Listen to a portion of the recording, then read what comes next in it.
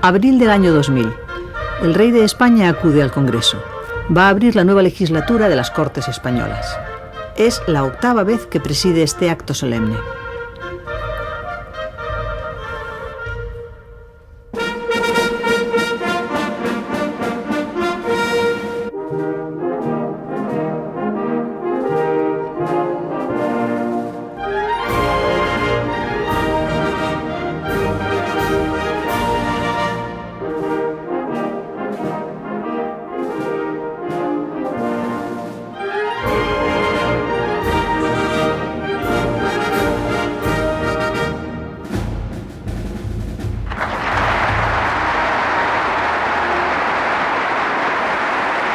Entre estas dos escenas hay 25 años de distancia, los mismos que tiene la monarquía española, restaurada en noviembre de 1975 tras la muerte de Franco.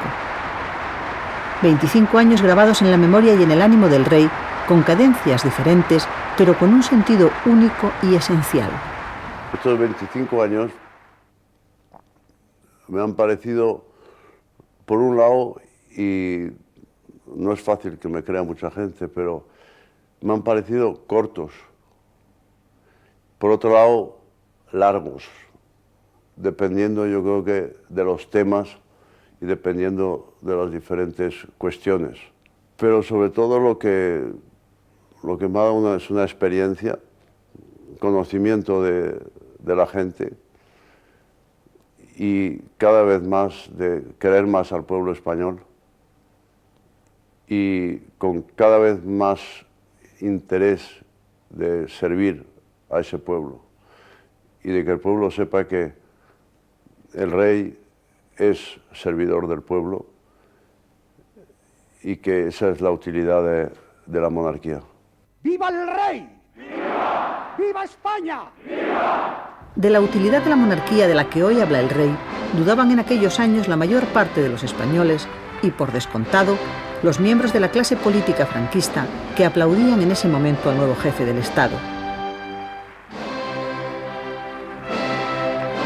Don Juan Carlos de Borbón, 37 años por entonces, sabe que tiene por delante una tarea inmensa y muy difícil, y sabe también que el comienzo de su reinado va a estar muy determinado por lo que diga ese día, por sus primeras palabras como rey. Yo sabía lo que quería transmitir, sabía lo que quería decir, lo que esperaba era que me entendieran. O sea, la forma de decirlo, entonces por eso estaba muy preocupado y lo pasé muy mal la noche esa. El rey pretendía enviar mensajes específicos, dirigidos al establecimiento político, a la oposición, por entonces ilegal, y también a los ciudadanos. Mensajes nítidos que permitieran a sus destinatarios considerar que efectivamente se abría en España una etapa nueva. Por eso retocó su discurso hasta el último instante. Las ojeras evidentes que tenía aquel día eran el testimonio de toda una noche pasada en blanco. Pues casi toda, vamos, con pocos ratos de descansar, pero casi todas, y sobre todo porque releía, ponía una palabra, volvía a poner otra, lo hablaba con la familia, lo hablaba con la gente de la casa, en fin, con todos. Y luego ya opté por decir, bueno, ahora lo hago yo y me quedo solo, porque si no retocaba demasiadas cosas. La institución que personifico integra a todos los españoles y hoy, en esta hora tan trascendental, os convoco porque a todos nos incumbe por igual el deber de servir a España. Que todos entiendan con generosidad y altura de miras que nuestro futuro se basará en un efectivo consenso de concordia nacional. El mensaje más importante, aparte de hablar de México, era transmitirle al pueblo español, sobre todo pensando en una transición en que yo quería ser el rey de todos los españoles. Y esto no era fácil en ese momento, pero yo creo que se consiguió y al cabo de los años se ha visto que el resultado pues, no ha sido malo. El rey quiere serlo de todos a un tiempo y de cada uno en su cultura, en su historia y en su tradición. Si todos permanecemos unidos, habremos ganado el futuro. ¡Viva España! Ese día 22 de noviembre de 1975 se pone en marcha un doble proceso histórico. Uno, el que se bautizó después como la transición política hacia la democracia. Y dos, la restauración de futuro todavía incierto de una monarquía en España, después de que el país haya vivido una república, una guerra civil y 35 años de franquismo.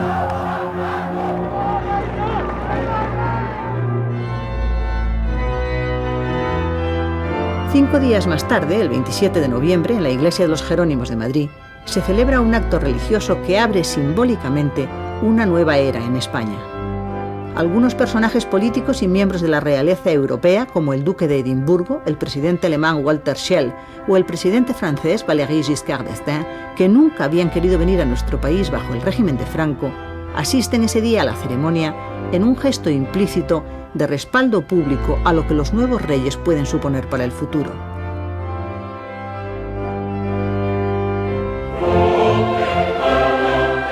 Hay que aclarar que en ese momento el rey tiene reconocidos por las leyes del antiguo régimen unos poderes amplísimos que le van a permitir en una primera etapa y hasta la aprobación de la Constitución influir en las grandes decisiones políticas del gobierno. Pero todo está todavía por hacer y son muchos y muy potentes los obstáculos que se alzan en el camino. Solo la meta está clara. El rey es consciente de la enorme responsabilidad que acaba de caer sobre sus hombros. No solo de la enorme, sino de lo difícil que iba a ser. Y en el momento de acceder al trono, porque todo vino muy deprisa. La monarquía no podía ser sin que fuera democrática. Ahora, ¿cómo? Eso no lo sabía. Entonces, lo que hicimos fue, y lo que hice sobre todo fue, trabajar en poder llegar a lo antes posible a que fuera España una democracia.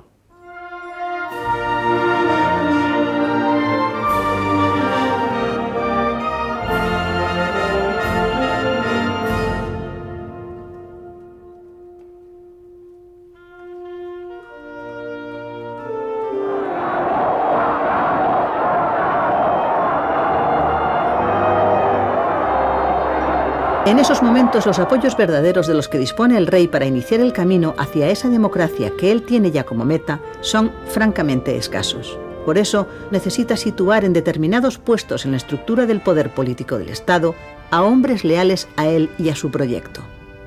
Yo creo que acerté en las personas, ellos tomaron su riesgo y realmente todavía se nota su impronta y se les recuerda todavía. Y hablo de Torcuato Fernández Miranda y Adolfo Suárez.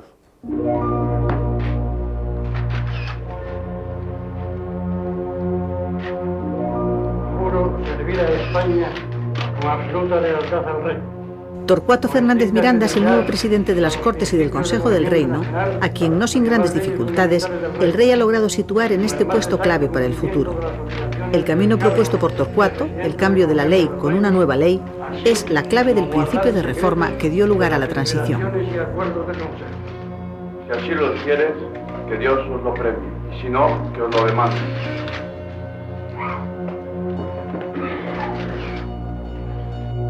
Yo tenía siempre muchas preocupaciones de que, bueno, habiendo estado en el anterior régimen y no me importa nada decirlo, pues yo no quería hacer cosas que fueran realmente contra España.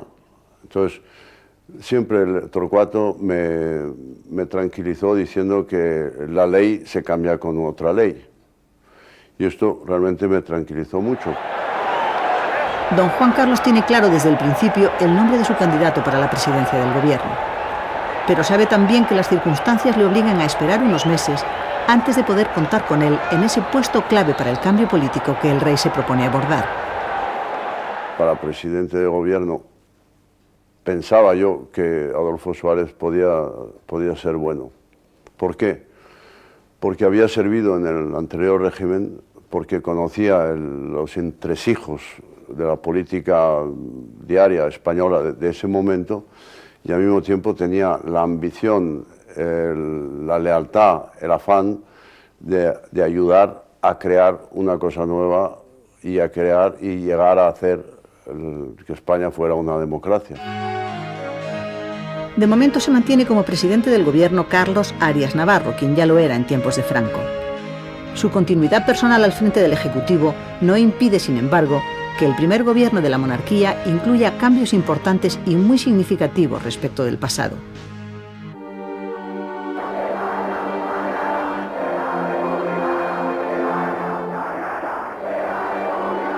La oposición de izquierda, ilegal y clandestina, es en aquel tiempo beligerantemente republicana y reclama una ruptura total con el viejo régimen. Los primeros meses de la monarquía transcurren en medio de una oleada de manifestaciones y protestas en exigencia de una inmediata amnistía para todos los presos políticos y del movimiento huelguístico más importante de los últimos años.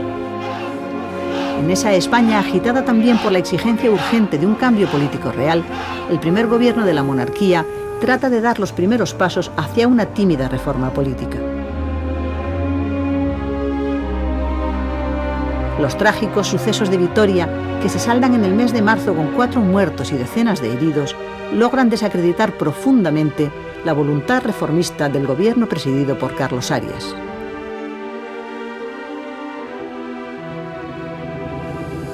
El rey está ya preparando su relevo.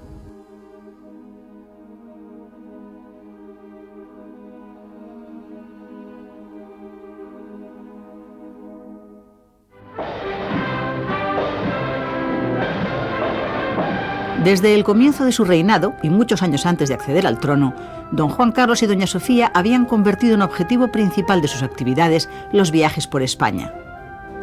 En eso, el rey optó por tener en cuenta los consejos recibidos de dos personajes de muy diferente posición política y a quienes le unían vínculos de muy distinta naturaleza. Bueno, fueron en las dos épocas, ¿no? Porque una en la que vinimos al principio de casados, el año 63, y yo no sabía qué es lo que iba a hacer. Entonces fui a ver al general Franco y le dije, mi general, ¿quiere usted que haga algo en concreto? Y me miró un poco así y me dice, no, ahí tiene usted España y que le conozcan los españoles. Fueron palabras verídicas. Y luego mi padre, que desde pequeño siempre nos hablaba del tiempo de su padre, el rey Alfonso XIII, cuando les decía a los hijos, a mis tíos y a mi padre, les decía, acordaros siempre que la familia real y sobre todo el rey tiene que ser nómada en su país. Con lo cual también era otro indicio de que la necesidad de viajar por toda España, de que España no es solo Madrid o solo donde esté uno viviendo, sino que el resto también cuenta. Y entonces nos dedicamos realmente a viajar por España, por todas las provincias, todos los pueblos. Yo no creo que haya, en fin, no me atrevo a decir porque siempre hay alguno que no conoce uno, pero un pueblo importante que no conozca.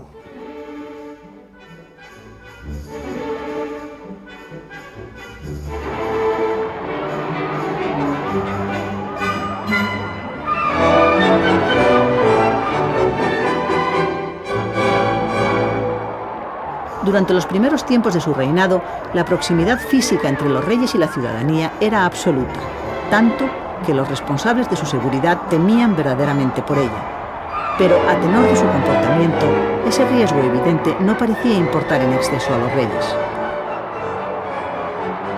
Al contrario, en aquella época y todavía hoy, don Juan Carlos y doña Sofía acostumbran a romper el protocolo y las barreras de seguridad para acercarse a los ciudadanos.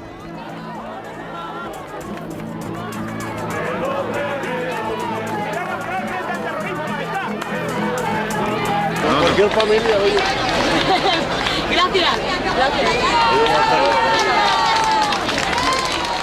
Bueno, yo creo que siempre cuando se acerca uno al público ocurren dos cosas. Una, la seguridad es la que tiene más miedo a que se acerque uno, y uno mismo que cree que la gente lo que quiere es poder darle a uno la mano, poderle tocar a uno la chaqueta o poderle a uno decir algo. Y entonces yo en eso he sido siempre muy directo y muy llano en el sentido de acercarme siempre a la gente. Y el carácter de uno es así, otros pueden ser de otra forma, pero la reina y yo siempre hemos tratado de estar cerca de la gente y sobre todo de acercarnos a ella. Hay anécdotas que ilustran las consecuencias que ha sufrido el rey en ocasiones a causa de tal grado de cercanía. Don Juan Carlos ha llegado a perder a manos de la multitud objetos personales muy queridos. Sí, los anillos me salieron de la mano, se quedó agarrada la mano, una persona la dejó agarrar y yo tiré y se quedaron los anillos ahí en el suelo. Y entonces yo veía que los perdía si seguía el coche. Y entonces le dije, para, abrí la portezuela y lo volví a recoger del suelo.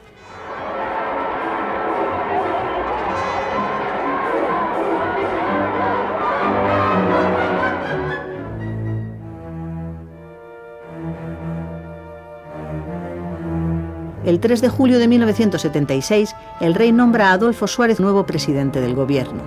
El encargo es claro: conducir al país sin miedo y sin pausa hacia una democracia plena. El recibimiento que la prensa y la clase política dispensan a Suárez es en general desastroso, pero el rey no alberga ninguna duda sobre lo acertado de su decisión.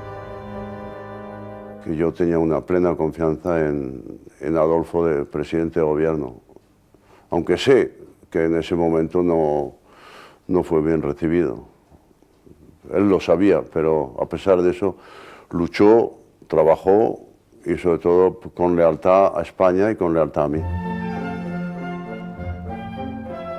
Don Juan Carlos de Borbón decide apoyar con su presencia el primer Consejo de Ministros de este nuevo gobierno tan mal recibido por la opinión pública y que, sin embargo, sería el que lograra conducir al país hacia las libertades democráticas. 3 semanas después, y también presidido por don Juan Carlos, el gobierno, reunido en La Coruña, anuncia el primer gesto político destinado a hacer ver a la oposición que la voluntad democratizadora del gobierno es mucho más que una frase. El rey concede una amplia amnistía, la primera de su reinado. Yo creía que para que hubiera realmente un gesto hacia la oposición o hacia los partidos, vamos a decir, de izquierdas, tenía que haber un gesto político. Y el gesto político, claro, era una amnistía. Y yo creo que una primera amnistía era necesaria en ese momento.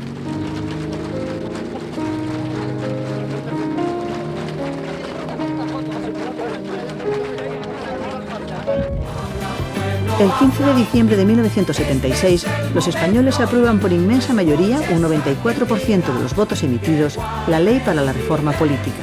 Un texto legal corto y sencillo, pero que es la llave que abre la puerta al futuro de una España en democracia.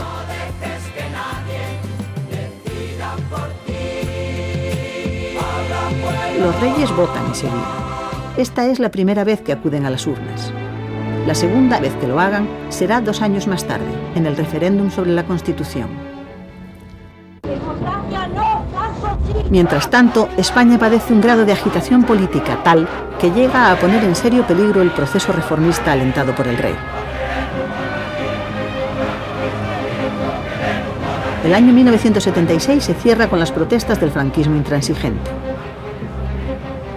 En enero de 1977, y en los enfrentamientos de la izquierda con la policía, muere una estudiante y otro es asesinado a tiros en la calle. Además, se produce la matanza por terroristas de ultraderecha de varios abogados comunistas. En el entierro multitudinario de las víctimas, el Partido Comunista de España, por entonces ilegal, se presenta a cara descubierta.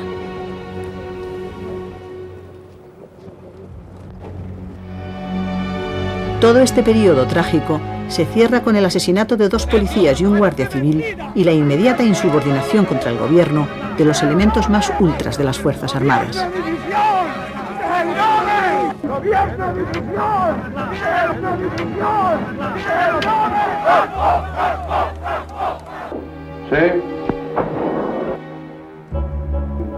A pesar de las enormes tensiones y de los grandes riesgos, el rey y el presidente del gobierno mantienen el rumbo.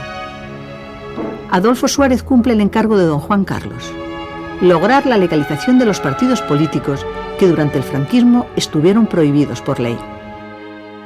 Para mí lo importante era trabajar para llegar a legalizar todos los partidos políticos en España, porque no servía de nada hacer una ley o tratar de ir a una constitución sin que participaran todos los posibles partidos políticos. Al principio hubo muchos partidos políticos, como siempre pasa en una democracia incipiente, pero luego poco a poco pues, se fueron quedando los partidos que normalmente hay en una democracia europea o mundial. Después de casi 40 años de obligado silencio, acudí esta mañana a la corte al cine ideal a escuchar las alternativas políticas que nos ofrecerán. Casi 600 son los partidos políticos que concurren a estas elecciones libres y democráticas, las primeras que se celebran en España desde febrero de 1936, en vísperas de la Guerra Civil. El país ha conseguido en poco más de año y medio salir de un régimen autoritario y sentar las sólidas bases de una democracia de hecho.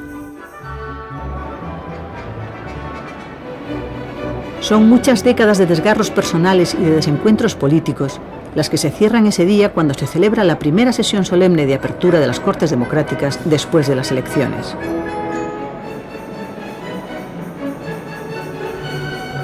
El rey, que ha inspirado y alentado el proceso, siente que la primera parte de una tarea histórica está cumplida.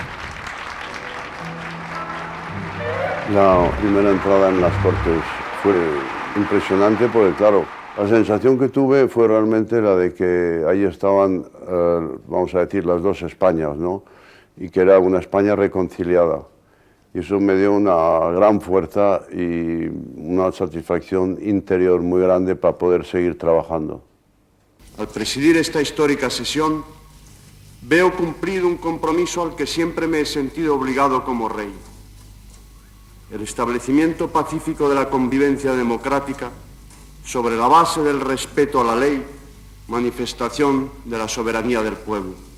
No voy, por supuesto, a exaltar ahora el esfuerzo que nos permitió llegar a esta meta, pero sí quiero decirles que entre todos hemos construido los cimientos de una estructura sólida para la convivencia en libertad, justicia y paz. No podremos fracasar en esta tarea de crear y mantener la democracia, como han fracasado otros intentos históricos, pues sabremos interpretar adecuadamente lo que más convenga al servicio del pueblo español. La Corona desea y cree interpretar las aspiraciones de las Cortes, una Constitución que dé cabida a todas las peculiaridades de nuestro pueblo y que garantice sus derechos históricos y actuales. La elaboración de una Constitución es precisamente la tarea histórica que las Cortes abordan inmediatamente después de constituirse.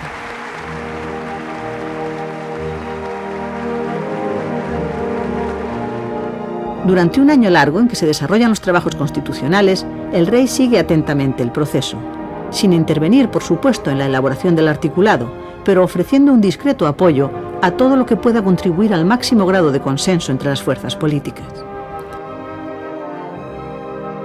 Esta es por entonces la gran preocupación del rey, que, por primera vez en la historia de España, esta Constitución que se apruebe sea fruto del acuerdo de todos.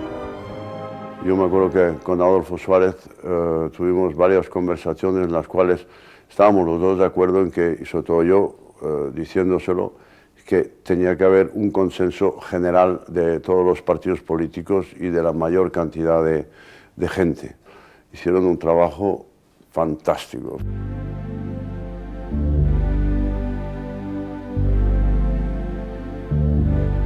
El 6 de diciembre de 1978, los reyes se disponen a votar en el referéndum constitucional, cosa que hacen por segunda vez. Según la Constitución, el rey está al margen y por encima de los partidos y, por lo tanto, la familia real no vota en las elecciones.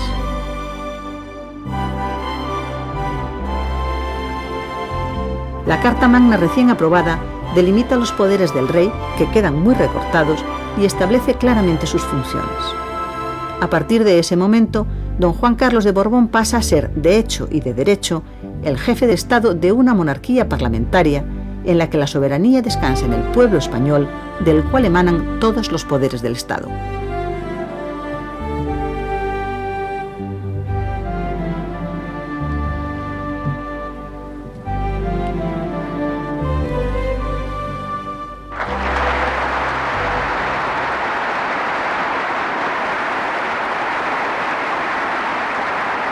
El 27 de diciembre de 1978, en un acto solemne ante las Cortes, el rey promulga la Constitución.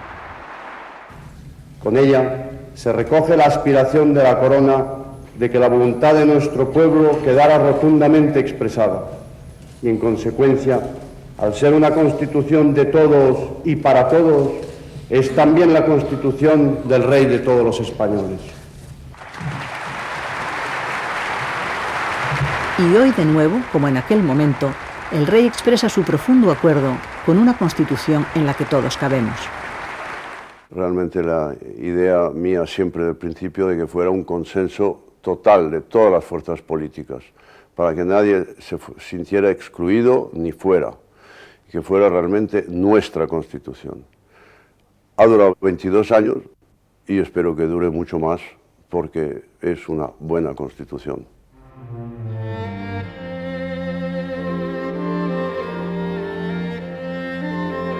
Además de sus funciones constitucionales, los reyes tienen que desarrollar por entonces otra tarea de características aparentemente privadas, pero que tiene una indiscutible dimensión pública: la educación de sus 3 hijos, como seres humanos, pero también como miembros de la familia real, y especialísimamente la formación del príncipe Felipe como futuro rey.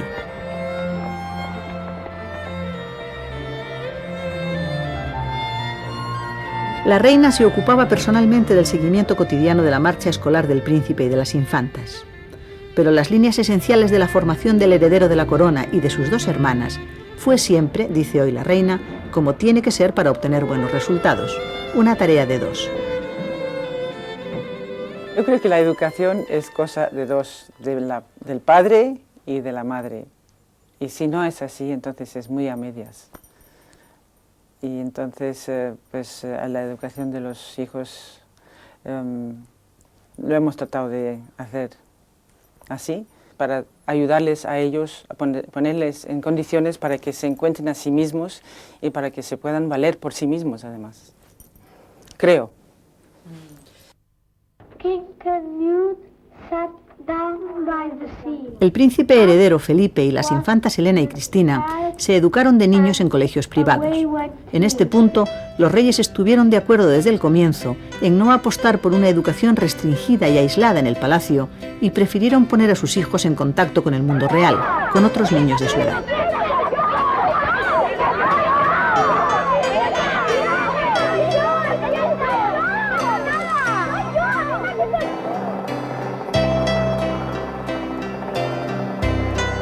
Además, el rey y la reina se ocuparon muy directamente y mano a mano de proporcionar a sus hijos no solo una determinada formación académica e institucional, sino también un clima de afecto y de cercanía que les permitiera crecer adecuadamente. Un esfuerzo este común a la inmensa mayoría de los padres y cuyos frutos se recogen pasados los años, cuando los hijos adultos se hacen conscientes de una singular deuda, la afectiva, que no tienen que saldar. Les debo todo, les debo pues la formación que he tenido, les debo el entorno familiar y de cariño que he disfrutado toda mi vida, les debo esa libertad que nos han dado durante nuestra formación. Yo creo que todo eso ha unido más los lazos familiares, porque si hubiera sido un entorno demasiado cerrado, probablemente podíamos haber creado ciertas reacciones de rechazo en algún momento dado, y yo creo que ellos han sido muy prudentes en darnos el contexto, darnos la formación, pero permitir que nos desarrollemos como individuos, ¿no?, al fin y al cabo. Estos de la proximidad personal y de un clima cálido en el que pudieran crecer sus hijos fueron los motivos básicos por los que tanto el rey como la reina decidieron no instalarse a vivir en el Palacio de Oriente, como era la tradición y como hubiera sido el deseo de algunos, que consideraban la Zarzuela un lugar demasiado modesto para una familia real. Ninguno de los dos tuvo entonces dudas al respecto y ambos coinciden hoy en las razones de su negativa. Cuando llegué a ser rey hubo mucha gente que me dijo que tenía que ir a vivir a Palacio Real. Y tengo que decir que me horrorizaba, porque mi padre me había contado de pequeño ya que era bastante complicado la vida en Palacio. Y entonces, como yo llevaba ya bastantes años aquí, desde 2 años antes de casarme, pues dije que yo no me movía de aquí del Palacio de la Zarzuela y que nos quedamos aquí viviendo porque así podíamos mantener esta casa como un lugar de familia y no un lugar inmenso de gente y todo, sino que estamos muy en familia aquí. Los dos hemos decidido que no era una buena idea porque esta casa es más familiar, más íntima, y si íbamos a ir a Palacio íbamos a perder esta intimidad, porque no es lo mismo, es un poco impersonal, ¿no? Aunque es un palacio precioso para utilizarlo para cosas oficiales y cenas y recepciones, y eso sí, pero no para vivir, no.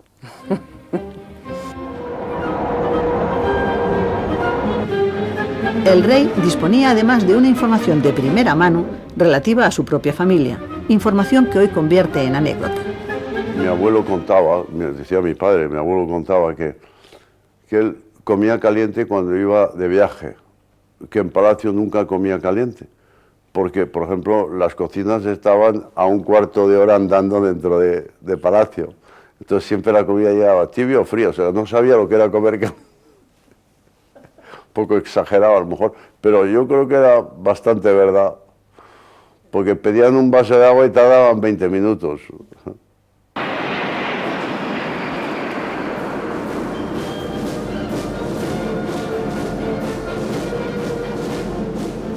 La Constitución dice que al rey le corresponde el mando supremo de las Fuerzas Armadas, y son precisamente las Fuerzas Armadas como institución las que han sufrido el cambio más profundo de nuestra historia reciente.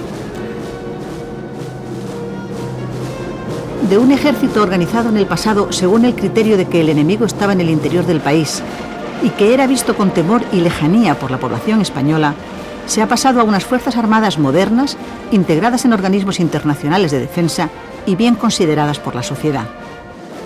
Nuestras Fuerzas Armadas, aparte de haber evolucionado mucho, al principio no eran bien miradas por el pueblo en general, y tengo que decir que ahora están muy bien miradas, porque aparte de todo lo que han hecho y de cómo se han comportado, ha sido también las misiones a las cuales han apoyado, tanto en Sudamérica, en misiones de ayuda cuando ha habido una catástrofe, en misiones en Europa, en Bosnia-Herzegovina, en Kosovo, en tantos sitios donde hemos tenido que ir, hemos quedado muy bien.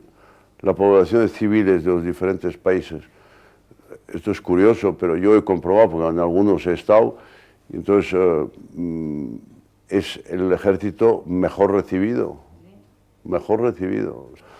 Pero hablando de las Fuerzas Armadas en general, tengo que decir que nunca podré agradecer bastante su posición de lealtad, su posición de seriedad, su posición de aceptar los cambios de una forma realmente digna de tener en cuenta.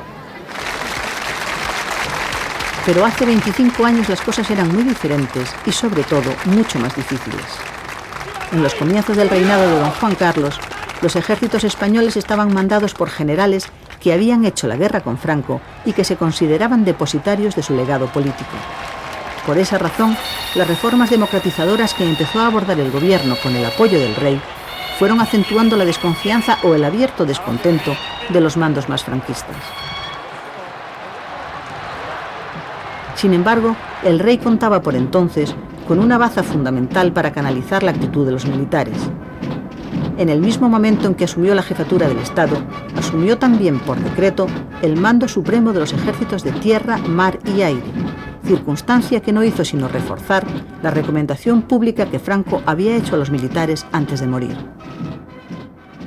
Hay un dato importante con respecto a las Fuerzas Armadas, sobre todo en el principio, fue cuando la muerte de Franco, pues Carlos Arias apareció en televisión enseñando un papel que le había dado la hija de Franco, la marquesa de Villaverde, que se lo había dado su padre antes de morir, donde les decía a las Fuerzas Armadas que fueran leales al príncipe don Juan Carlos de Borbón, igual que lo fueron a él. Esto, claro, quiere decir que un poco el que me traspasaba los poderes hacia las Fuerzas Armadas.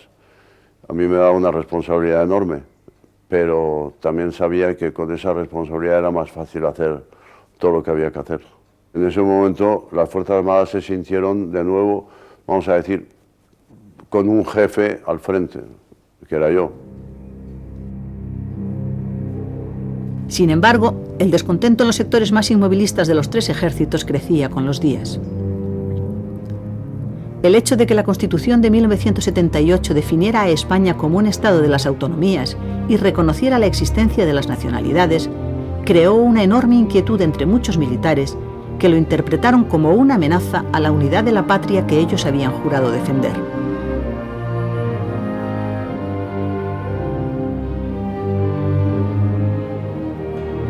A este descontento manifiesto de los generales ultras por la marcha política del país, hay que añadir la tensión desbordante que la estrategia desestabilizadora de ETA empezó a provocar al elegir a importantes mandos militares como objetivo de sus atentados terroristas.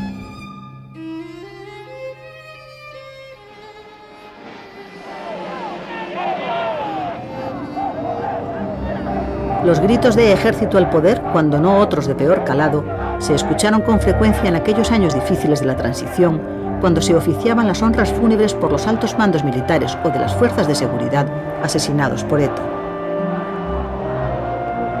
El rey tuvo entonces que hacer con mucha frecuencia de puente entre la irritación militar y las necesidades de la política.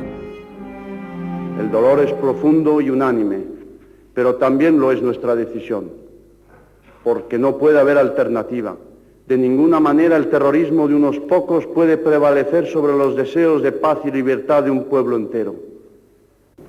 La felicitación con motivo de la Pascua Militar habría de dirigirse de forma muy cordial a vuestra actitud ante el delicado proceso político que era necesario realizar y al que habéis prestado una colaboración decidida con vuestra comprensión, con vuestro patriotismo y con vuestro sacrificio.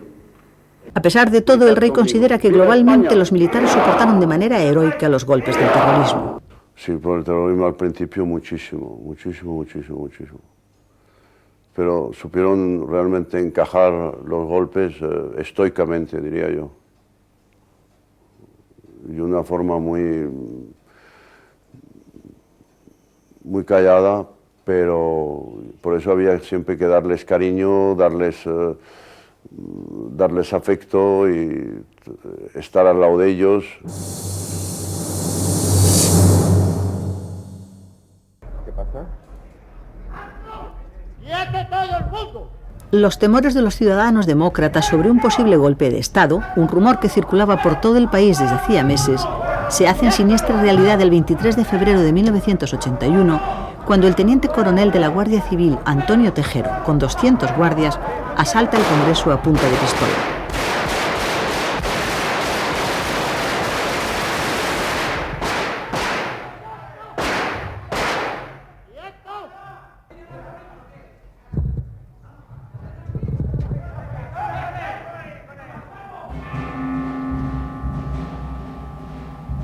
Aquella es una noche interminable.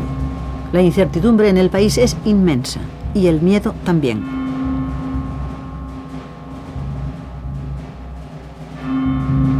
En el Palacio de la Zarzuela, el rey se pone en comunicación con los capitanes generales de las regiones militares para advertirles que está contra el golpe. Después de escucharle, la mayoría se pone a sus órdenes. Sin embargo, a esas horas, el general Milans del Bosch, capitán general de Valencia, ya ha sacado los tanques a la calle. Se anuncia una comparecencia del rey por televisión española, aunque se sabe que su sede ha sido tomada por los golpistas. Todos los ciudadanos esperan ansiosos a saber qué dice el rey. Pero las horas pasan y el rey no sale. Yo sé que se me criticó por no salir a tiempo o por no salir a una hora antes o unas horas antes ante las cámaras diciendo lo que tenía que decir y lo que quería decir. Pero la verdad, aunque sea ahora al cabo de los años un poco grotesco decirlo, es que el capitán que había tomado en la televisión él no se quería ir y resulta que el capitán era de caballería y amigo del jefe de la casa mío, el marqués de Mondejar. Entonces el marqués de Mondejar le llamó y le dijo, oye, hace favor de dejar que salgan los cámaras y de tal. Ah, sí, sí, mi coronel, sí, sí, no se preocupe. No, las cámaras al final llegaron, claro, tarde, pero llegaron. Y encima vinieron dos porque, claro, yo no me fiaba de que al salir no las iban a parar, y entonces mandé una por un camino y otra por otro camino. Por fin, a la 1:10 de la madrugada, el mensaje del rey llega a los ciudadanos. La corona, símbolo de la permanencia y unidad de la patria, no puede tolerar en forma alguna acciones o actitudes de personas que pretendan interrumpir por la fuerza el proceso democrático que la Constitución votada por el pueblo español determinó en su día a través de referéndum. Numerosos capitanes generales y altos mandos de las Fuerzas Armadas han mostrado su adhesión inquebrantable a Su Majestad el Rey tras recibir la orden a que ha aludido el jefe del Estado en su comunicación al pueblo español a través de la radio y la televisión. Yo creo que habría que empezar a decir que las Fuerzas Armadas obedecieron a su jefe, porque yo les ordené que se mantuvieran tranquilos. Que una pequeña parte quiso hacer realmente echar por tierra todas nuestras ilusiones, nuestros trabajos, nuestra democracia, o incipiente democracia todavía, pues eso es otra cosa. Pero el resto de los ejércitos hubo tranquilidad total. Aquella noche el rey y la reina hicieron que su hijo, el príncipe Felipe, se quedara despierto y junto a ellos para que recibiera así su primera lección práctica de historia. Aquello yo lo recuerdo muy bien y lo recuerdo como algo importante, como un aprendizaje importante. Yo creo que en ningún momento pude percibir sensación de miedo, así, miedo físico, incluso miedo de que algo muy grave iba a suceder, porque siempre de niño tienes esa confianza, ¿no? De que a no ser que realmente el peligro lo tengas encima, pues siempre tienes esa sensación de seguridad. Y al ver al rey también en momentos cruciales, manteniendo esa calma y buen humor, eso pues nos tranquilizó, yo creo que a todos, ¿no? No solo a la familia, sino a todas las personas que estaban trabajando aquí. Fracasado el golpe, la reacción de la ciudadanía en defensa de la democracia y rechazo del golpismo fue masiva y contundente. Pero la intentona golpista abrió una profunda brecha de temor y desconfianza de la población civil hacia los militares. El rey tuvo que emplearse a fondo para evitar esa peligrosa quiebra en la sociedad española. Trabajé mucho y hice muchas visitas para poder restablecer el buen nombre de las Fuerzas Armadas y sobre todo la relación entre población civil o hasta poderes políticos y mandos militares. Hace mucho tiempo y está totalmente resuelto.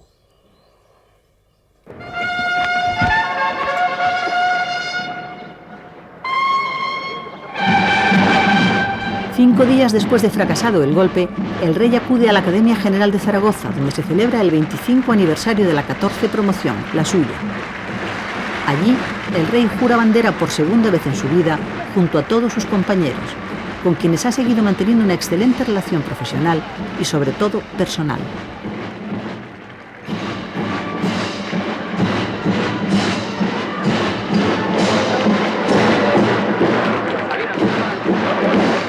Las Fuerzas Armadas para mí son muy queridas y sobre todo me siento muy unido a ellas porque parte de mi formación ha sido hecha en las academias de los tres ejércitos.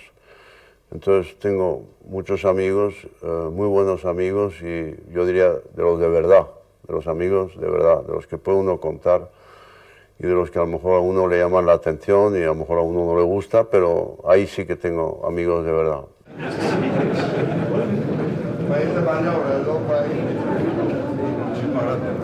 Gracias.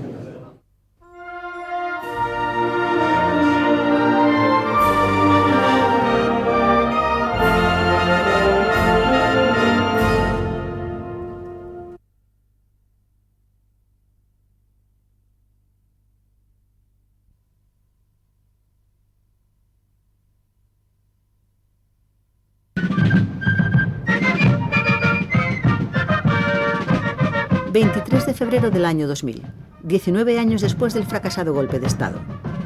Los reyes de España visitan oficialmente Estados Unidos.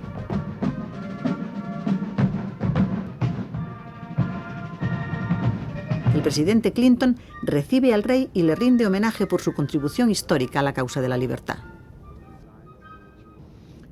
En la vida de cada democracia ocurren momentos decisivos que se ven por encima de todos los demás.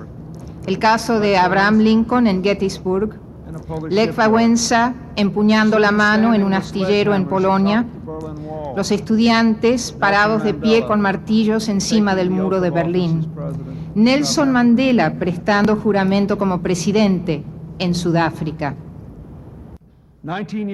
En esta fecha, hace 19 años, España vivió uno de esos momentos decisivos.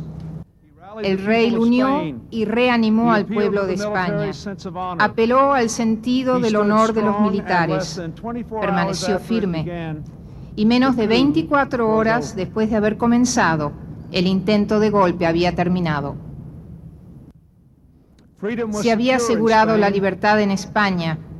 Y menos de un decenio después, volvería a nacer en Europa Oriental, cuando se acabe la tarea de construir una Europa pacífica, democrática, sin divisiones. Todos los que aman la libertad tendrán una gran deuda para con el rey Juan Carlos. Las palabras de Clinton son la expresión de un fenómeno cierto y constatable desde hace ya muchos años. La realidad del prestigio internacional del rey, en la medida en que personifica los valores que se identifican con una España defensora de los derechos humanos, democrática y libre. La defensa de esos valores y de la causa de la unidad europea es la que le hizo acreedor en 1982 del Premio Carlomagno. He creído mi obligación que como rey de España era restablecer plenamente la unidad, la libertad, la concordia de todos los españoles. Cuando me dieron el Premio Carlomagno, un premio muy importante en Europa, realmente fue un reconocimiento en mi persona como rey de España, pero yo lo tomé como reconocimiento al pueblo español de la evolución que habíamos hecho desde el momento de ser rey. Y sobre todo, tengo que decir que le tengo mucho cariño a ese premio. Europa fue durante décadas la meta de España y fue siempre también la vocación política de don Juan Carlos, quien desde el comienzo de su reinado trabajó junto a sus gobiernos porque su país recuperara su lugar en Europa. Bueno, España siempre ha sido Europa, pero el estar dentro de las organizaciones europeas era una meta que la tenía como muy presente para que fuera lo antes posible, lo antes que pudiéramos.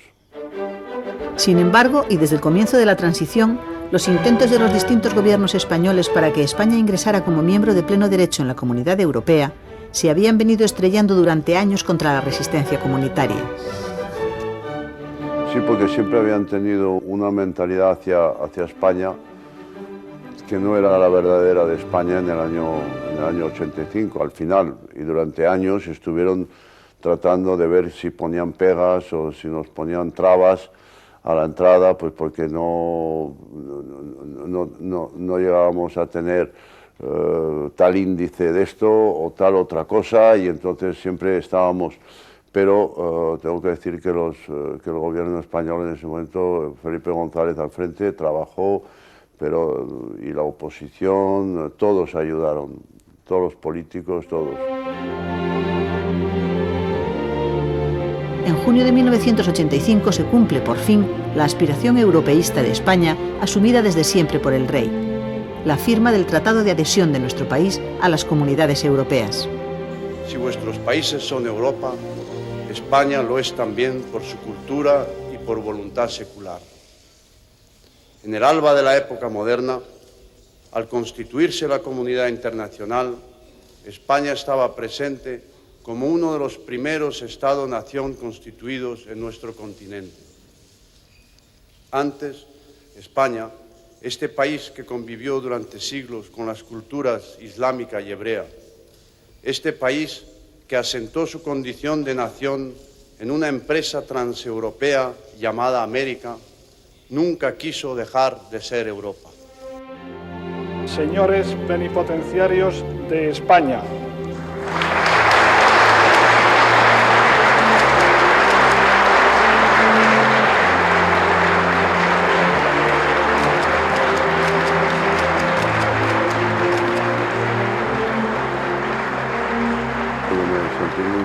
ver al presidente del gobierno español, Felipe González, firmar el acta de adhesión. Y ahí nos emocionamos todos, porque realmente era un momento donde, bueno, aunque pensábamos que siempre estábamos en Europa, ese era realmente el momento donde entrábamos de hecho, de facto y de verdad en lo que era Europa.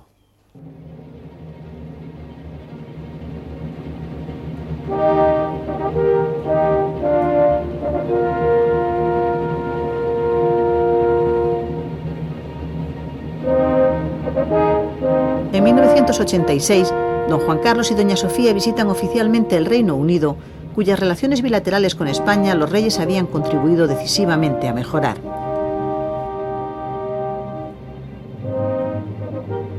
Es la primera vez en toda la historia del Parlamento inglés que un monarca europeo toma la palabra en esa Cámara.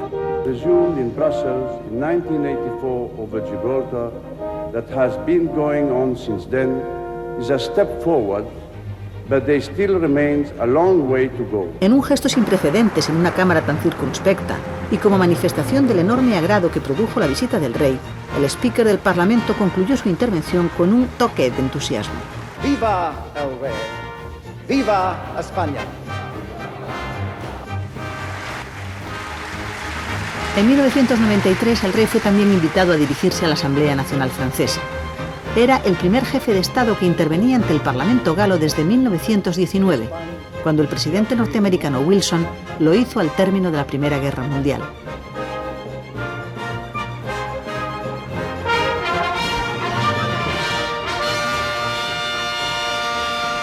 Y, de nuevo, el rey se convirtió en el primer monarca europeo que era invitado a dirigirse al Parlamento israelí. Eso sucedió en octubre de 1993. España nunca ha dejado de apoyar con firmeza las conversaciones de paz entre israelíes y palestinos y con mucha frecuencia el rey ha actuado de puente entre Israel y el mundo árabe. Que la paz os acompañe.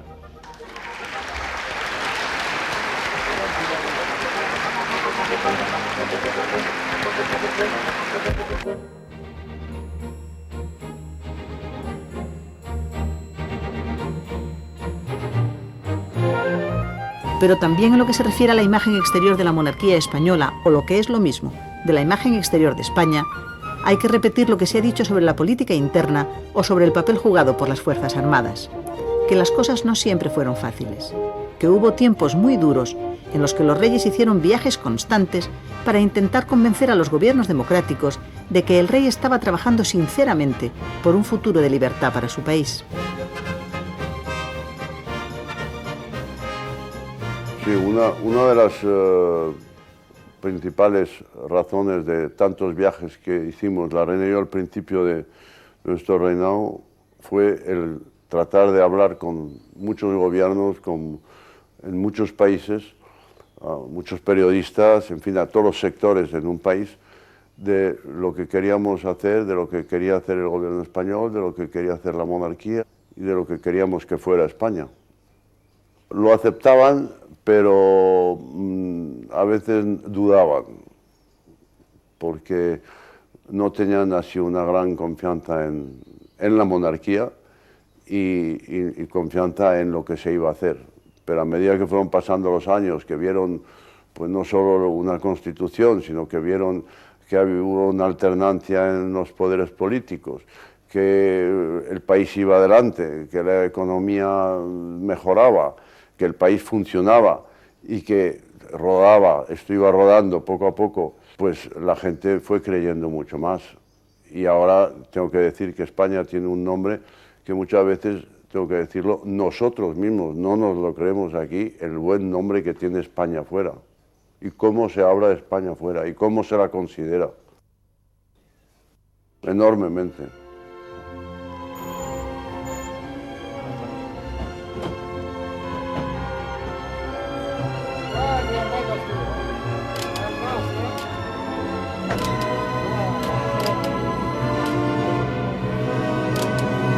La Constitución dice que al rey le corresponde asumir la más alta representación del Estado español en las relaciones internacionales.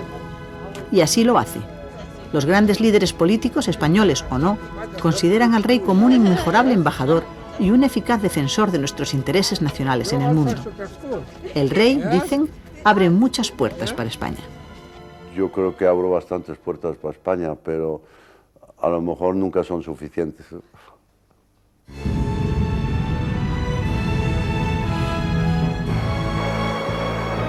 Capítulo aparte merece América. El primer viaje de don Juan Carlos como rey fue a ese continente y, como gesto simbólico, la República de Santo Domingo fue su primera etapa. Desde que fuera descubierto hace 500 años por los españoles, nunca hasta ese día un rey de España había pisado la tierra que durante siglos se conoció como las Américas.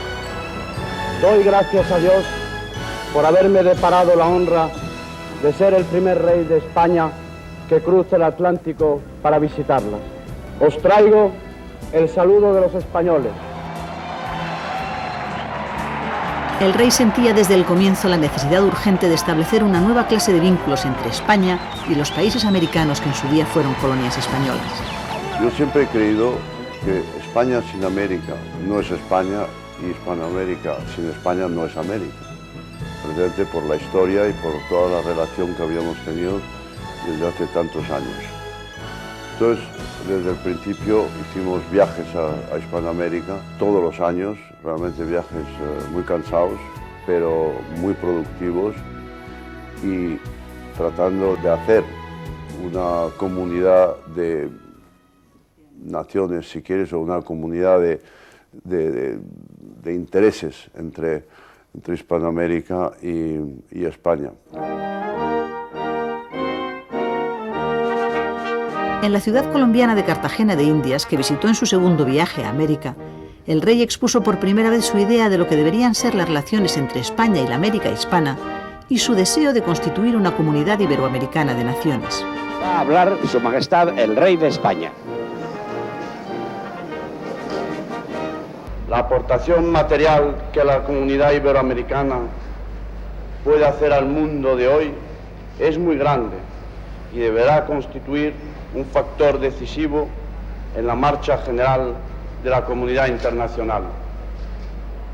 Para ello es necesaria la unidad. La acción común que necesitamos con urgencia comienza indefectiblemente por el conocimiento mutuo.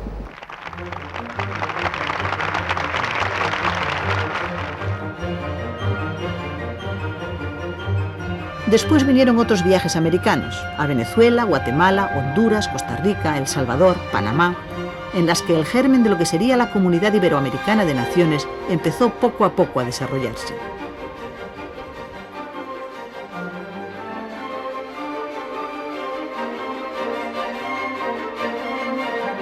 El propósito que anima al rey en sus visitas a los países americanos de habla hispana es, desde hace muchos años, el mismo. Hay que tratar de darles cariño y sobre todo de ver que no avasallamos, sino que somos hermanos de verdad y que el interés es mutuo, la ayuda es mutua, porque la prueba es que somos el país que hace de lanza de Hispanoamérica en Europa y hemos ayudado muchísimo pues, a México y a otros países a acercarse más a Europa a través de España. Gracias a usted, Majestad, por haber privilegiado a esta generación de cubanos con su presencia amistosa y solidaria. Cuando por primera vez en más de 500 años, aunque sea con motivo de una cumbre, un rey de España pisa esta tierra a la que sus antepasados quisieron calificar como la más hermosa que ojos humanos hayan visto.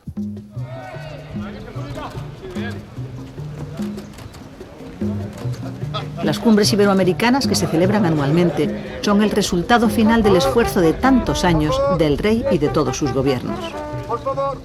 Estas imágenes corresponden a la cumbre que tuvo lugar en Cuba en 1999, la penúltima celebrada en tierra americana. Don Juan Carlos se siente satisfecho de lo logrado en este campo. Se ha logrado el objetivo de entendernos mejor, de conocernos mejor, de trabajar mejor juntos, de trabajar por el idioma, por el español, pero sobre todo habrá que seguir trabajando en el nuevo siglo para mejorar esas relaciones, porque ya los mismos intereses españoles en todos esos países son enormes y fundamentales para nuestra economía y fundamentales para ellos también. Estas son reuniones entre iguales y, sin embargo, el resto de los asistentes otorga siempre al rey un trato distinto y especial. Me tratan de una forma curiosa porque la mayoría de los países nunca me dicen el rey de España, sino que dicen nuestro rey o el rey, cosa que a mí siempre me ha chocado mucho, pero lo sienten como propio. Me está mal el decirlo, pero es así. Tengo una sorpresa personal para el rey. Los retratos originales de los padres del rey cuando visitaron a Cuba hace más de medio siglo.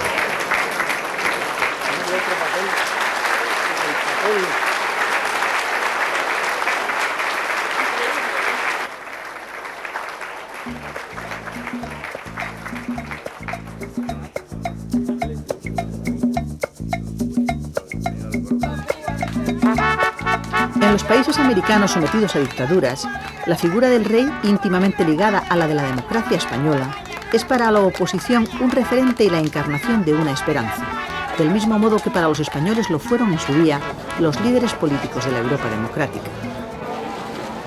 En los viajes a Hispanoamérica, realmente no solo como rey de España, pero represento un rey que ha traído la libertad al pueblo español y que realmente es visto por esos países como un libertador, si se puede decir la palabra.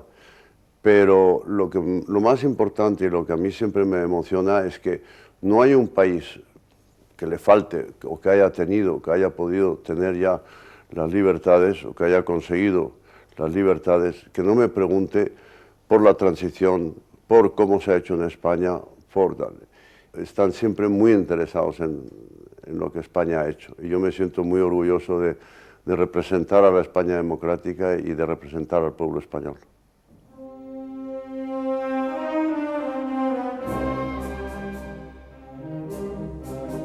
En 1978, recién aprobada en el Congreso la Constitución española, los reyes viajaron a Argentina, sometida entonces a una dictadura militar.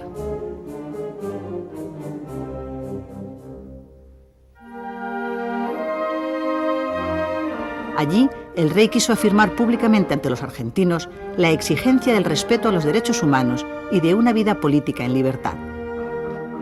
Estamos convencidos de que el orden político y la paz social no pueden tener otros fundamentos que la dignidad de la persona, los derechos inviolables que le son inherentes y el respeto de la ley. No debemos tener miedo al mañana y debemos esforzarnos en la creación de una sociedad abierta en la que la libertad y la justicia florezcan con el acento puesto en la palabra hombre. Todo lo demás es perecedero y ninguna culpa será más grave que olvidarlo.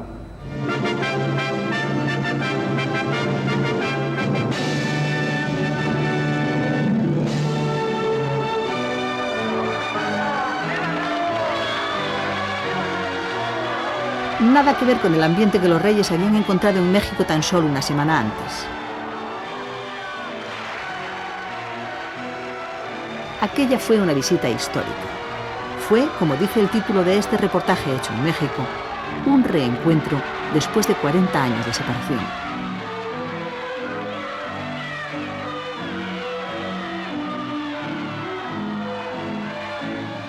Don Juan Carlos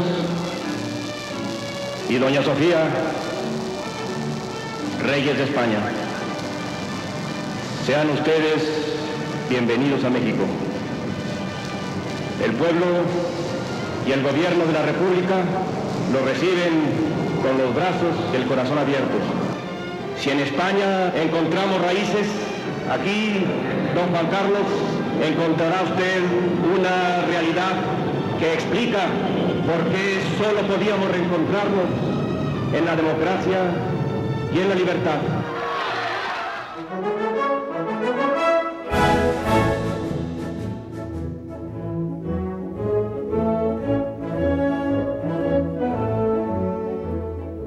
Las imágenes del recibimiento de que fueron objeto don Juan Carlos y doña Sofía bastan para explicar el sentido de la llegada del rey a un país que acogió y dio todo su apoyo a una gran parte de los exiliados republicanos españoles tras la Guerra Civil y que después de mantener rotas durante 40 años las relaciones con la España franquista, las restableció en marzo de 1977 con una España que caminaba ya decididamente hacia la democracia.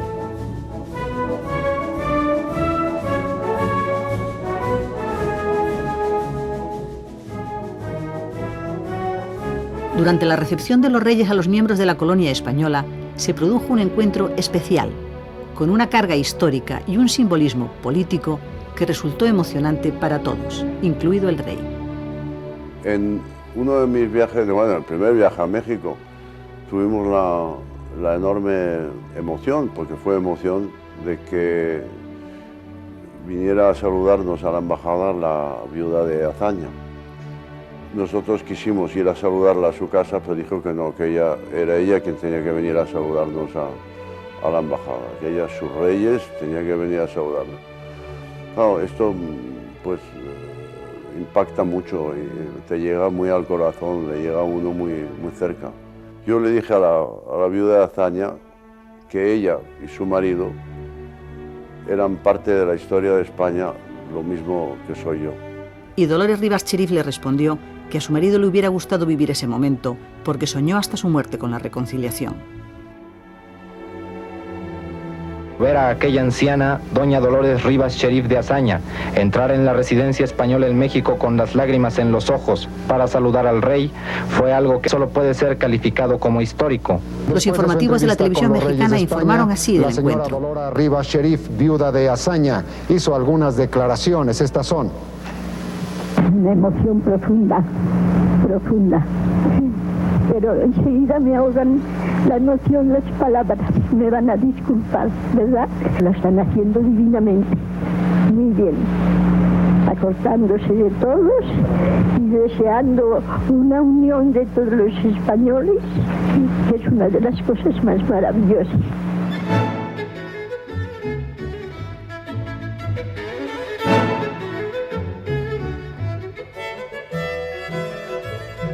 La enorme alegría popular con que los reyes son recibidos en México tiene mucho que ver con la satisfacción compartida por ambos pueblos por el fin de un largo y doloroso desencuentro.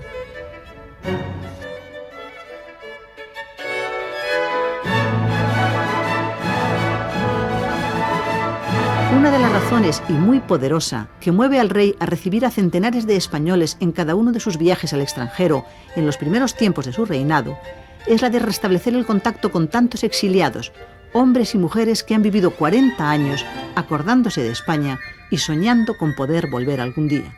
El rey quiere eso, precisamente, que vuelvan. Yo siempre he tenido en la cabeza que el exiliado también cabía en esta España que se estaba haciendo. Yo, la prueba está, de pequeño, pues también fue un niño exiliado, o sea, bueno, no tengo ningún reparo en decirlo, y además a mucha honra, en el sentido me sentía muy español y aparte de eso, siempre he creído que los exiliados sentían mucho España. Y yo me acuerdo que de pequeño pues sentía enormemente España, pues porque al no estar en ella, pues la sentía más. Y volviendo a la parte política, siempre traté de que los políticos lo entendieran y lo entendieron, de que había que darles cabida. Una diáspora se aguanta, pero no se aguantan dos, y que no volviera a ocurrir ninguna más.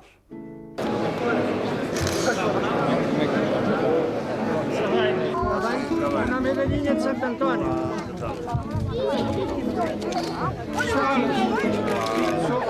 En septiembre de este año, con motivo de una visita oficial a Portugal, el rey volvió a encontrarse con profesores y amigos de su infancia y tuvo ocasión de rendir homenaje a su padre, quien pasó la mayor parte de su vida fuera de España. Recuerdos, en definitiva, de un padre exiliado.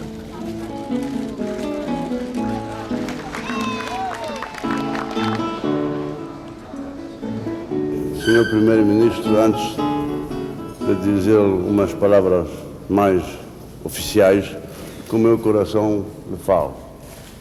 Lhe falo, como disse muito bem, como espanhol, como rei, mas sobretudo como amigo de Portugal e como um português da infância que tem vivido cá há muitos anos. O meu pai, lembro-me, quando a Revolução, perguntaram, não, disseram-lhe para ir a viver fora de Portugal. Isto aconteceu e foi assim.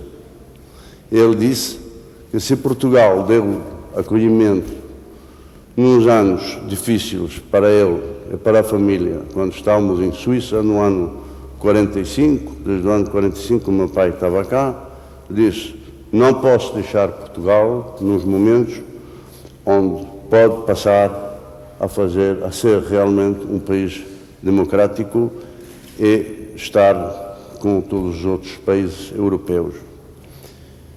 Isso aconteceu, foi assim, e isso ficou em meu coração, na minha cabeça e nos meus sentimentos. Mi padre me enseñó desde pequeño lo que era servicio, lo que era el deber, lo que era sentirse español, puesto que estábamos en el extranjero. Me enseñó sobre todo a ser buen español y a medida que fueron pasando los años fue el mejor de los consejeros que tuve. Primero el mejor profesor y luego el mejor consejero cuando llegué a ser rey. Y lo tengo siempre presente y me acuerdo muchas veces de él. Don Juan de Borbón renunció en privado a su derecho al trono mucho antes de que esa renuncia se hiciera pública. Y desde ese instante apoyó firmemente la causa del rey. Atenta a preservar la relación familiar estuvo siempre su madre. Mi madre,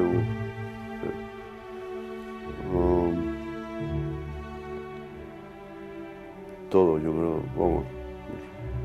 Mi madre nos enseñó a todos los hermanos a querernos, a ser una familia unida, a ayudarnos los unos a los otros y sobre todo a que supiéramos lo que nuestro padre estaba haciendo, lo que estaba intentando conseguir, que luego me lo transmitió a mí y fui yo el que lo conseguí, que es traer la monarquía a España, pero siempre con una buena madre detrás, siempre vigilante y realmente pues siempre es una gran pérdida cuando se pierden los padres y lo sé por mucha gente que nos pasa, nos va poniendo a todos en primera línea.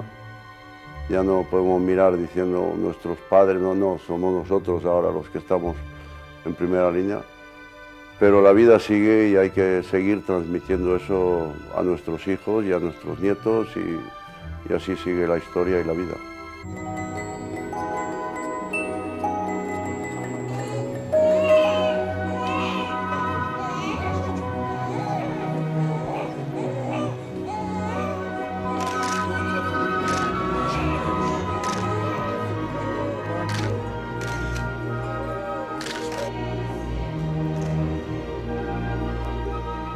No es fácil transmitir a los hijos todo lo que uno tiene y todo el bagaje que uno tiene, pero una de las cosas principales es el ejemplo. Y en eso la reina y yo tratamos de darles el ejemplo de servicio, de cumplimiento del deber. Tengo que decir que los tres nos han dado unas satisfacciones enormes, nos dan satisfacciones y siempre están al servicio de la causa, al servicio de España, al servicio de... Aunque tengan a lo mejor una cosa divertida que hacer, siempre me dicen, papá, si hay algo que hacer, no te importe, yo dejo todo para esto, bien sea un viaje oficial, bien sea algo que yo no pueda ir y entonces tengo que mandar al príncipe o una infanta. Y siempre estamos todos, la verdad, cada uno de nosotros dispuestos a hacer lo que se nos pida o lo que se nos diga. La infanta Elena, que ocupa el segundo lugar en la línea de sucesión al trono detrás del príncipe Felipe, tiene ya 2 hijos, pero continúa cumpliendo, como siempre, sus obligaciones en tanto que miembro de la familia real. Eso intento, pues lo compatibilizo pues, haciendo mi vida familiar en casa, llevando a los niños al cole. Bueno, ya tengo un segundo, todavía no va al colegio, pero... Y ya también pues somos una familia nosotros, pero no por eso no voy a dejar de hacer mis labores institucionales, ni lo voy a dejar.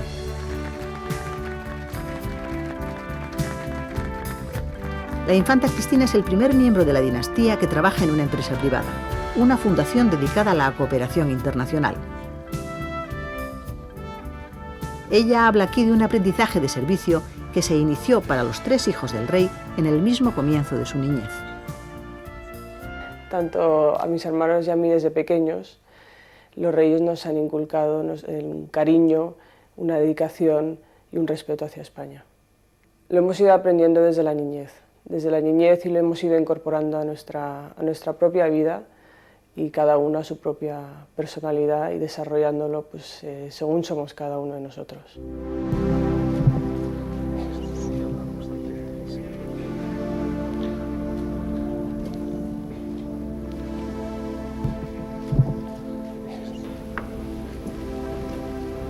He querido que las primeras palabras en público que pronuncie en mi vida tengan precisamente como marco este Principado de Asturias, cuyo título con tanto honor ostento. Era el año 1981 y el príncipe Felipe, destinado a suceder a su padre como rey, tenía 13 años. Desde entonces el príncipe de Asturias ha participado de manera creciente en la vida pública española. Su Alteza Real, el Príncipe de Asturias. Ahora tiene 32 años y supone para su padre una importante ayuda en las tareas institucionales de la corona. Como príncipe heredero, yo tiene mucho más trabajo, siempre está danzando por ahí de un lado para otro y me ayuda muchísimo en el trabajo, me da muchas ideas como joven y las necesita uno, porque el reciclaje de la mente con la edad también hay que ayudarse de los jóvenes y realmente estoy muy orgulloso de él como hombre, como hijo y como heredero.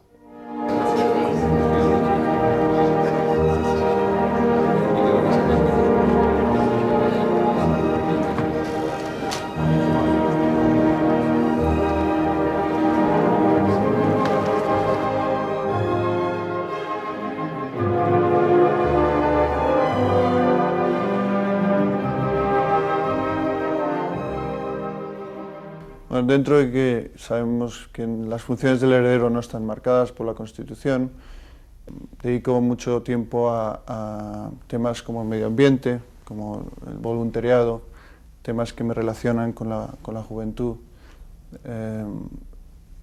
Muchos viajes de los que hago al extranjero tienen una relación directa con la política exterior y de promoción de España. Y luego, obviamente, hay mucho tiempo que debo y además me gusta dedicar a conocer el país, a conocer tanto personas relevantes en determinadas áreas como a las comunidades autónomas. De esa manera también ellos me conocen a mí, es una cosa mutua. Así que yo creo que el tiempo es limitado incluso para la cantidad de cosas que se puedan hacer.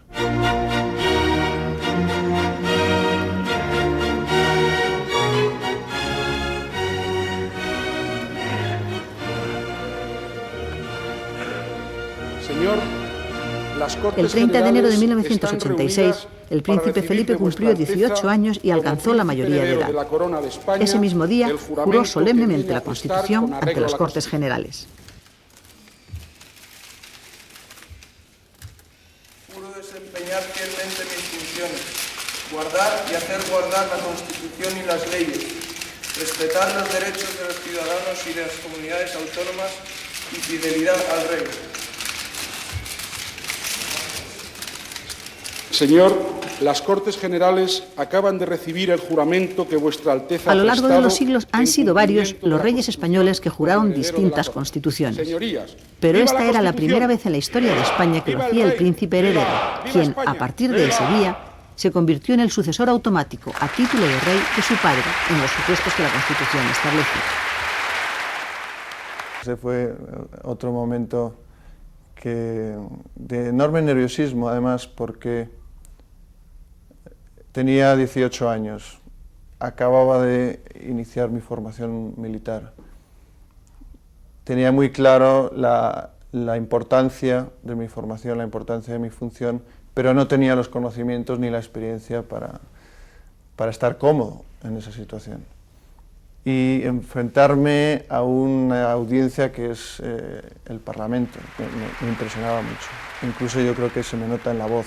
No sé, fue un momento muy importante que siempre intento recordar para darme cuenta de que yo he hecho un juramento y yo tengo que cumplir lo que he jurado. Entonces no es una mera formalidad, sino que es un compromiso firme de defensa de los valores democráticos y de la Constitución. La Constitución que el príncipe Felipe ha jurado guardar y hacer guardar dice que el rey como jefe del Estado es el símbolo de la unidad y de la permanencia de España. La Constitución también reconoce y garantiza el derecho a la autonomía de las regiones y nacionalidades que integran la nación española. Uno de los cometidos que la Carta Magna encomienda al rey es el de simbolizar estos dos elementos reconocidos y garantizados por ella, el de la unidad y el de la diversidad de España. En la conmemoración del milenario de Cataluña en 1988, el rey recordaba su papel y su voluntad.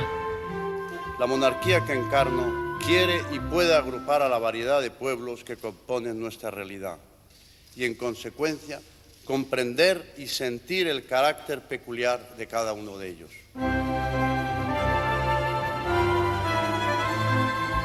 El rey ha cumplido su tarea y ha dedicado siempre su esfuerzo a lograr que los españoles interioricen de modo estable esa idea precisa de España como nación unida, pero al mismo tiempo plural, que la Constitución describe. La España de las autonomías no es producto de unas luchas o de una conquista, sino proviene de un acuerdo, de un consenso, para darnos realmente este marco de convivencia entre todos. Estamos creciendo juntos y somos todos como un equipo. Y cuanto mejor estén las distintas comunidades, mejor estará España. Los progresos, los avances de cada autonomía representa el avance de España. Estas imágenes corresponden a la conmemoración en 1992 en el monasterio riojano de San Millán de la Cogolla de otro milenario, el de la lengua castellana, que hablan 400 millones de personas en todo el mundo. La vocación universal que por esta razón adorna nuestra lengua no excluye, sino que reconoce y valora sin esfuerzo las de todas las lenguas que hablan los españoles, cuya diversidad nos enriquece y es parte de nuestro patrimonio cultural, como acertadamente dice la Constitución. Pienso con Rosalía que esta terra, no hay duda, Dios la fixo para ser amada y amar. Cuando voy a Cataluña, o voy a Euskadi, o voy a Galicia, o voy a otro lado y balbuceo algunas palabras, porque claro, a lo mejor otras las sé mejor y otras menos, pero la hablo realmente con el corazón y con mucho respeto, porque es una riqueza que tenemos que proteger dentro de la gran unidad que es España. En virtud de lo dispuesto en el artículo 62 de la Constitución, vengo a nombrar presidente del Gobierno a don José María Aznar López, dado en Madrid a 26 de abril de 2000, Juan Carlos Rey, la presidenta del Congreso de los Diputados, Luisa Fernanda Rudy Úbeda. Los presidentes del Gobierno de España juran su cargo ante el rey porque al rey le corresponde, según la Constitución, nombrarles una vez que las Cortes les han elegido para el cargo. En estos 25 años se han celebrado en España 8 elecciones generales, 7 desde que la Constitución fue aprobada. Guardar y hacer guardar la Constitución como norma fundamental del Estado. Pero lo que se llama la alternancia de partidos en el poder, que es clave para la supervivencia de una democracia, se ha producido tan solo en 2 ocasiones hasta hoy. Y se ha producido sin el menor tropiezo. Bueno, la alternancia en un país democrático le da estabilidad al país y da una garantía de que funciona el sistema. Entonces, ha habido un partido que estuvo los años que estuvo hasta el año 82, pues ya ganó otro partido las elecciones, entonces ya eso demostraba que empezaba a funcionar la alternancia. Lo importante era que después del Partido Socialista volviera a funcionar la alternancia en el sentido que fuera. En este sentido, pues volvió al Partido Popular en ese momento. 4 han sido hasta hoy los presidentes de la democracia española.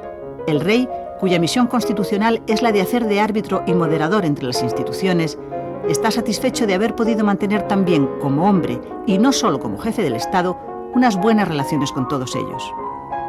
Mis relaciones con los 4 presidentes de gobierno, Adolfo Suárez, Leopoldo Cabo Sotelo, Felipe González y José María Aznar, han sido excelentes desde el punto de vista institucional, buenísimas desde el punto de vista personal y siempre con todos amigo y siempre dispuesto a ayudar y siempre dispuesto a trabajar juntos. El último de los presidentes, José María Aznar, gobierna por segunda vez consecutiva y lo hace apoyado en la mayoría absoluta lograda en las elecciones de marzo del año 2000.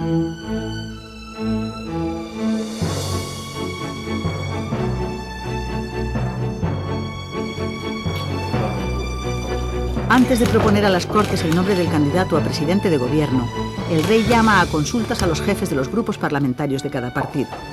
Así lo ha hecho desde que la Constitución entró en vigor. Por el Palacio de la Zarzuela ha pasado, por lo tanto, toda la clase política de la historia de nuestra democracia. Nadie ha sido nunca excluido más que por propia voluntad.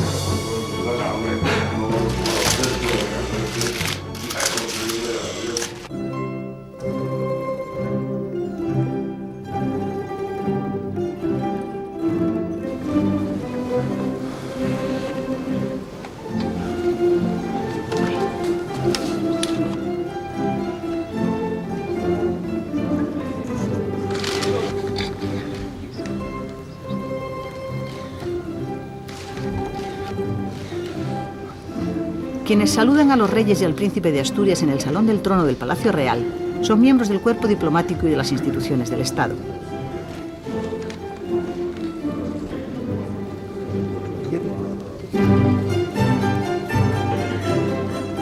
Pero al margen de esos actos, el rey recibe y sobre todo escucha a otra gente, miles de personas completamente alejadas de la vida política. Esta, la de las puertas abiertas, es una de las características de su reinado y es algo deliberadamente buscado por él.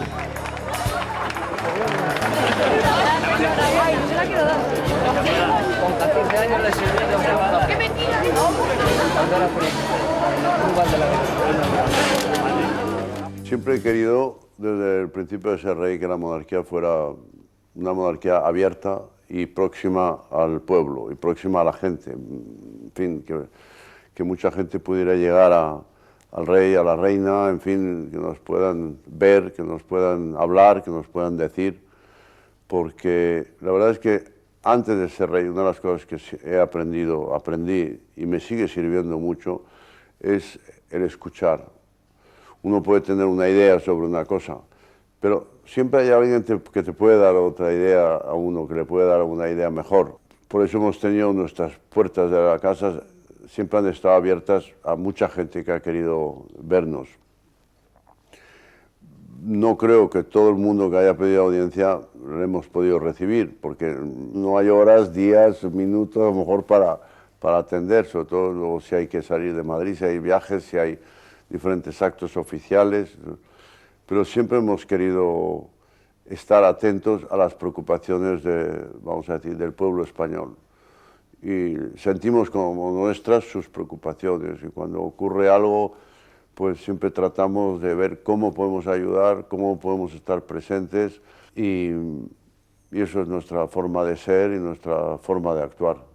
Es verdad que si se pasa algo o alegre o triste, preguntamos qué se puede hacer. Entonces lo hablamos entre todos y decidimos lo que podemos hacer. En julio de este año, la reina Sofía presidió uno de los actos más tristes a los que puede enfrentarse un ser humano. El funeral por 22 niños, muertos en accidente de carretera cuando iban a pasar unas vacaciones a un campamento en Soria. La reina intentó, en la medida de lo posible, acompañar en la desolación a los padres de los escolares muertos. Dentro de la inmensa tristeza que se siente en este momento, que no hay nada que te puede consolar en ese momento, no hay nada, de verdad, aunque no lo he pasado yo. Eso se puede decir también, que es muy fácil, porque si no lo pasas tú, entonces no lo puedes sentir, pero se hace lo que se puede para estar, es lo único que se puede hacer. Y sí se ve que agradece, aunque es triste, sí, es terrible.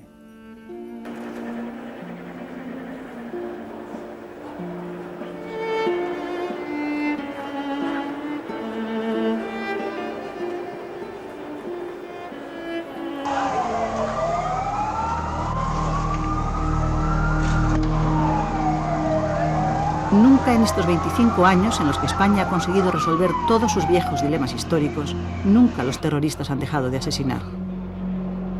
De acuerdo con los sondeos de opinión, el terrorismo es el problema que más preocupa hoy a los españoles. Es, como dice el rey, nuestro problema más grave. Es el problema más serio y más grave que tiene España. Pero juntos, defendiendo la democracia, conseguiremos resolverlo.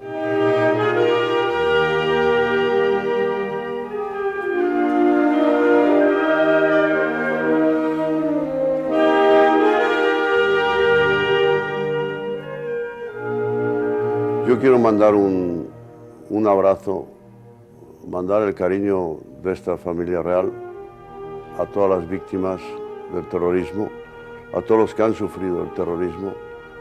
Son muchos, militares, civiles, partidos políticos, mucha gente anónima que a lo mejor no conocemos, pero yo quisiera a todos darles el aliento mío como rey y de esta familia, que estamos al lado suyo para luchar en contra del terrorismo. Don Juan Bautista Peralta Montoya. El Congreso de los Diputados ofreció recientemente y por primera vez un homenaje a las víctimas del terrorismo y a sus familias. Nada que les pueda devolver a aquellos a quienes perdieron, pero sí una demostración de que, además de padecer, por lo menos no han sido olvidados. Excelentísimo señor don Gregorio Posada Zurrón. Excelentísimo señor don Jesús Postigo Pérez. Excelentísimo señor don Antonio Pastor Martín. Excelentísimo señor don Manuel Pedregal Manzano. Excelentísimo señor don Antonio Penas Varela. Excelentísimo señor. Yo quiero que sepan que nunca me olvidaré, ni nunca me olvido de las víctimas del terrorismo, ni de los que han sufrido a causa del terrorismo inútilmente, y que todos tienen un puesto de honor en la historia de España.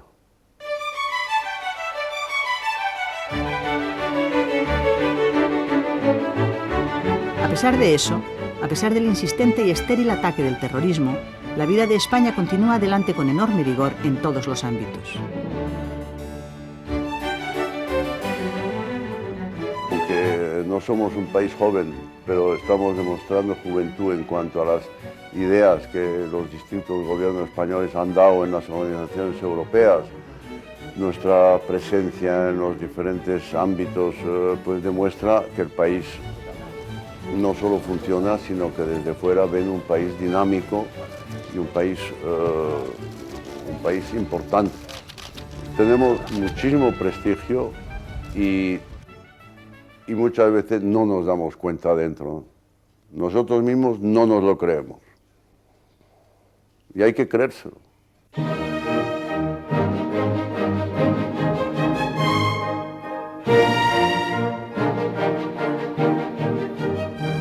Han pasado 25 años y muchas cosas en nuestro país. Pero el rey, que conserva memoria de todo lo vivido, guarda también por encima de sus recuerdos un sentimiento de gratitud. No tengo más que palabras de agradecimiento al pueblo en general, por su cariño, por su afecto, por su apoyo diario, diría yo, realmente. Siempre, cada día que salgo, cada día que voy a un sitio, cada día tal, joven, mayor, de todas las clases sociales, siempre apoyándome, siempre diciéndome una palabra de aliento. Y eso ayuda mucho en momentos en que a lo mejor pueden ser difíciles, saber que tiene uno el apoyo del pueblo.